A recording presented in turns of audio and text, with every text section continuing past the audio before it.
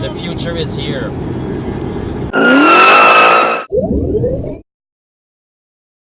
Pour louer des Tesla, pensez à ivoto.ca.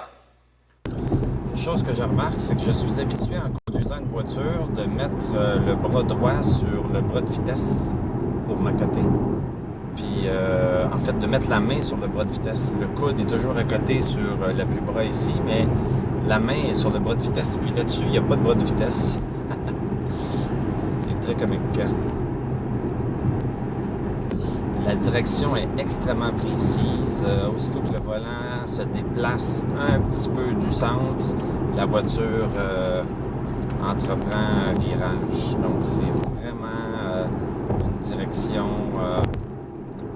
je dirais une direction sport. On va arrêter de mettre du gaz à l'angle gardien. Gaz? On est fait niaiser. Je vais voir si vous le pognez.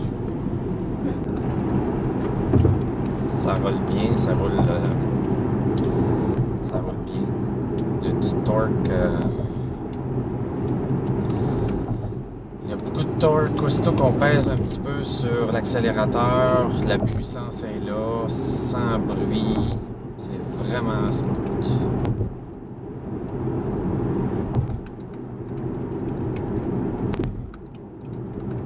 Vraiment très smooth.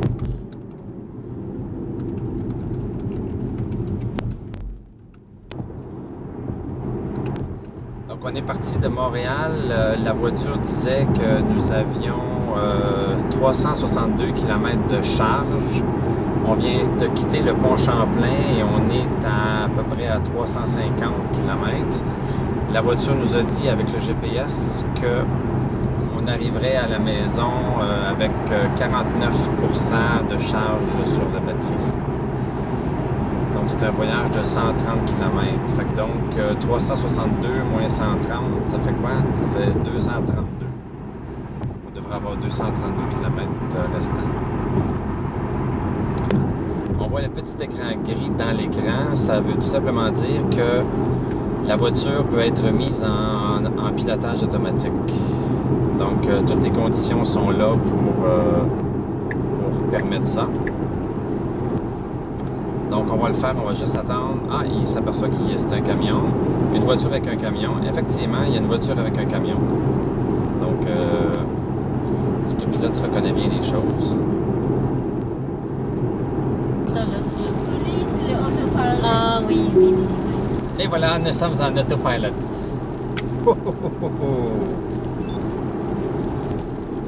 Bon, on est en ce moment sur l'autopilot. C'était à 118 km/h. En ce moment, on roule seulement à 102 parce que la voiture, parce qu'il y a des gens devant de nous. Puis, je suis en train de mettre la distance, mettre une plus petite distance entre nous et la personne en avant, donc une distance de 1. Une distance de 1, ça semble correspondre à ceci. Wow!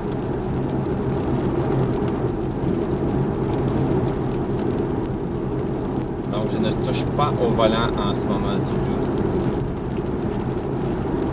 C'est sûr qu'on est dans une grande ligne droite, là, donc l'autopilote n'a pas besoin de travailler très fort.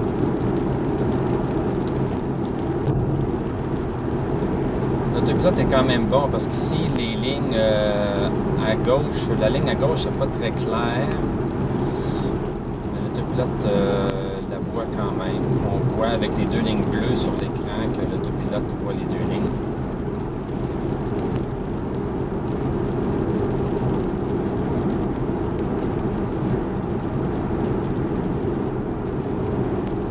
Je dirais qu'il y a un petit peu de louvoiement entre les deux lignes. Donc ça pourrait être un peu plus précis comme autopilote, mais ici on a la courbe. La voiture ralentit dans la courbe. Ah, donc la voiture veut que je touche au volant. Bon, d'accord.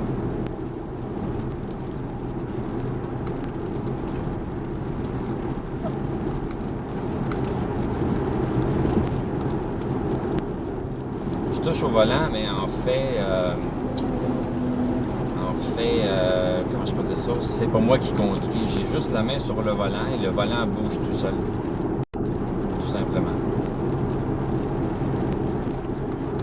Là, la voiture en avant se tasse, donc la voiture accélère pour aller s'installer en arrière de l'autre.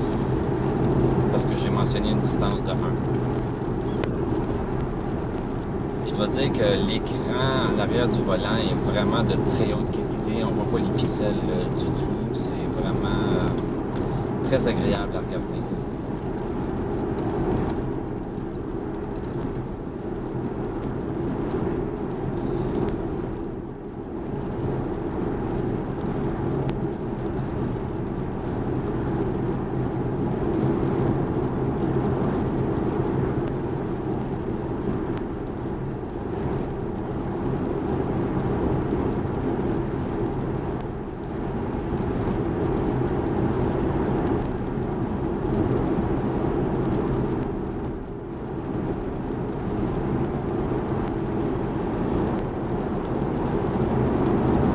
La voiture se tasse en avant, donc on devrait augmenter assez rapidement à 118 jusqu'à ce qu'on retrouve l'autre personne en avant.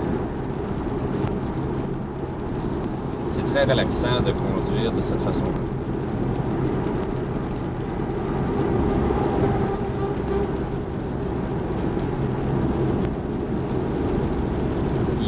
Mais étant donné qu'on a 4 roues motrices sur la voiture, très stable, on se sent en sécurité. Pour l'autopilote, en ce moment, je suis le plus près possible de la voiture en avant de moi. J'aurais préféré être un peu plus près, parce que là, vous allez voir la Mercedes qui vient de me dépasser à droite va tout simplement entrer puis prendre la place. Donc moi, ça va me retarder un peu. Donc, même si je suis au niveau 1 de distance, c'est beaucoup trop long. Ça pourrait être facilement moitié moins long. Donc il y a personne qui pourrait aller s'insérer entre moi et la voiture que je suis en train de suivre. Les sièges sont très confortables. C'est des sièges sport. On sent beaucoup de soutien latéral. Donc, quand on fait des virages avec la voiture, on va rester en place, c'est certain.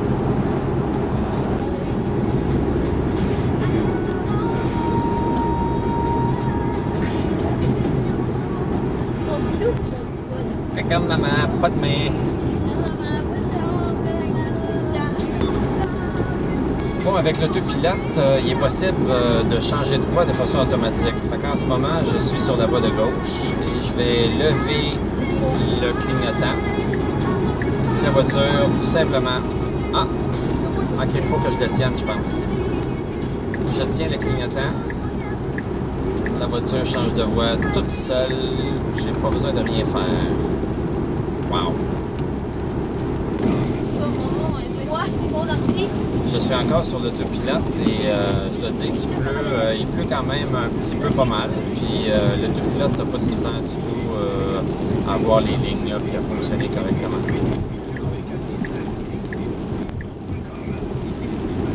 Donc là, ici, l'autopilote ralentit à 112.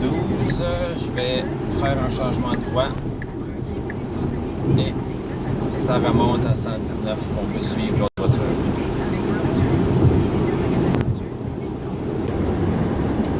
Bon, ici, pour l'autopilote, on a une courbe assez prononcée. Donc, on va voir comment ça va se passer. Je garde la main très près du volant, en fait, sur le volant. Et voilà, la voiture fait la courbe correctement. Il n'y a pas de problème. Pas sûr, moi, de ça.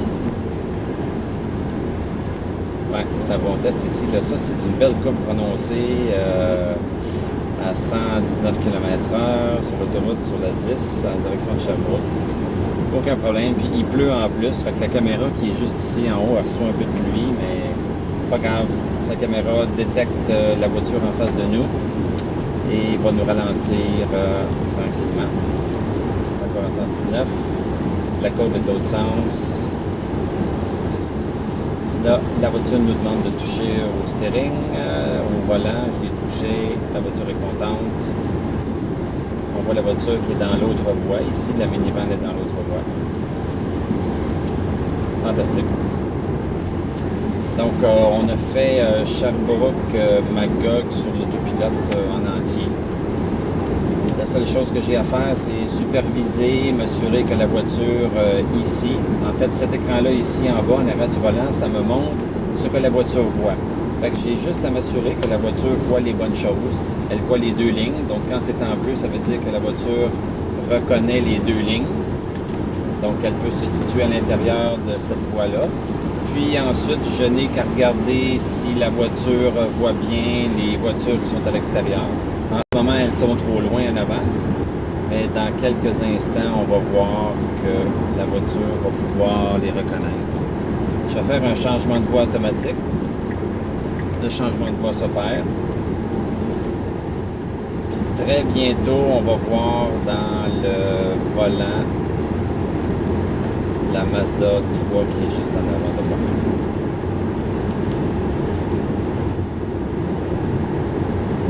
Et voilà, la Mazda elle est détectée. Moi je vais faire un changement de voie parce que je ne veux pas être ralenti. Et voilà. Donc la voiture, donc la Tesla détecte qu'il y a une deuxième voiture en avant. Ensuite, elle va détecter la Toyota Matrix. Puis, on va voir si elle va être capable de détecter que c'est un camion. Ah oui, effectivement. Donc, on voit le camion ici. Et c'est bel et bien un camion. Donc, l'autopilote, quelquefois, il se trompe. Quelquefois, il a de la misère à détecter que c'est un camion. Il va penser que c'est une voiture. Mais ça ne change rien à la fonction. Donc, il va quand même être capable de ralentir lorsqu'on va s'approcher de ce véhicule-là, si on est dans la même voie. Si on n'est pas dans la même voie, on n'a pas besoin de ralentir, on continue sur notre voie. Donc il faut vraiment que l'autopilote soit capable de détecter à l'avant quelles autos sont dans quelle voie pour savoir s'il doit ralentir ou non. Tout simplement. Donc en ce moment ici, on va arriver sur une Toyota Corolla. La Toyota, elle est détectée. Ensuite, j'ai une roulotte en avant. On va voir quand est-ce que la roulotte va détecter. OK. La roulotte est détectée comme une voiture. Ah non, comme un camion finalement. C'est à peu près ça. C'est pas mal carré comme un camion. Ensuite, j'ai une autre plus grosse roulotte en avant. On va voir comment ça va être détecté. Bon, il voit une voiture en premier lieu. Je pense qu'au fur et à mesure qu'on s'approche, il obtient plus de détails. Non. Fait que celle-là, il dit non. Ça, c'est pas un camion, c'est un auto. Je pense que c'est une Tesla, mais c'est pas une Tesla. Donc, merci d'avoir écouté cette vidéo. Si vous avez des questions, ne vous gênez pas, écrivez-les dans les commentaires et je vais y répondre.